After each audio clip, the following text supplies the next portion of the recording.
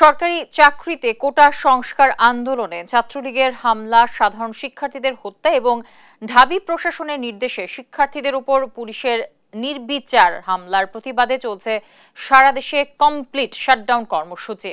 গেল ৮টায় বৈষম্য বিরোধী ছাত্র আন্দোলনের অন্যতম সমন্বয়ক আসিফ মাহমুদ তার ফেসবুক আইডিতে দেওয়া এক বিবৃতিতে এই কর্মসূচি ঘোষণা করেন।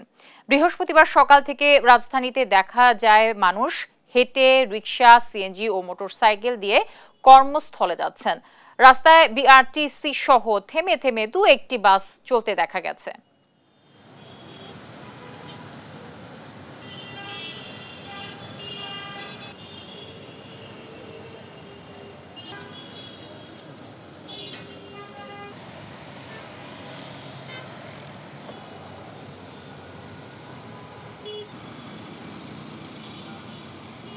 বাংলাদেশের স্বাধীন মানুষ সুন্দরভাবে জীবনযাপন করতেই পারে। এই পরিবেশ থাকলে তো দেশের কোনো সিস্টেমই হবে না। তো আমার এটাই আবেদন, যাতে এই আন্দোলন বা এই যে অবস্থান পরিস্থিতি সৃষ্টি হয়েছে যাতে সমাধানের পরিবেশে আসে।